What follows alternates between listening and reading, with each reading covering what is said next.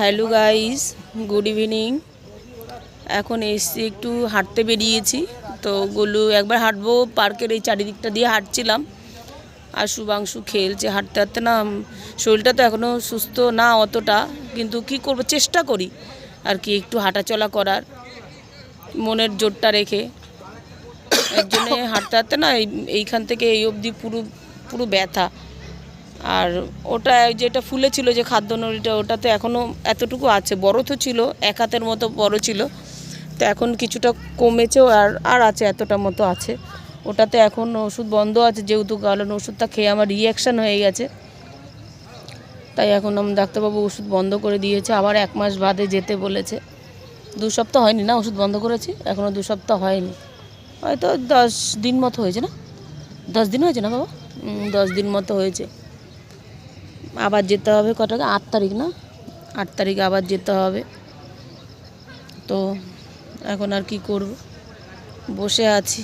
বাড়িতে রান্না করে এসেছি, আজকে মঙ্গলবার, জয়ন্তের জন্য ওলকপি দিয়ে আলু দিয়ে করে রেখে এসেছি। আর দুপুরে অভি রান্না করেছে, পেঁয়াজকলি আলু ভেজেছে আর চিকেন করেছে। আমি এখনও কাজবাজ করতে পারি না বলেই ছেলেটা এখানে রয়েছে, না হলে তো চলেই যাবে। ও চলে যাবে। আমার এখনও ডাক্তারের কিছু রিপোর্ট করার আছে, ডাক্তার কাছে যেতে হচ্ছে আমাকে।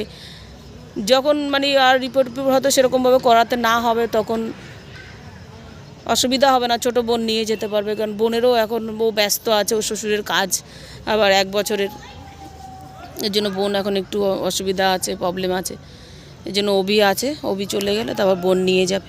আর ওকে তো আমি আটকে রাখতে পারবো না, কারণ ওর তো কাজ আছে না, কাজ না করলে তো চলবে না। ও চলে যাবে আর কিছুদিন বাদে। ও থাকলে এই যে রান্না বান্নাগুলো সবই করে ও। একদিন তোমাদের কাছে আমি তুলে ধরবো যে সকাল থেকে উঠে কি করে আমার জন্য। সব আমাকে ওষুধ, এই যে এখন টাইমে 6 বার 2টো চোখে ওষুধ দেওয়া, একটা ওষুধ আছে 3 বার দেওয়া, টাইমে ওষুধ দেওয়া, আমাকে খাওয়ানো দাওয়ানো, ঘরে রান্না করা, বাসন মাজা, ঘর পর ঝাড় দেওয়া, সবই করে।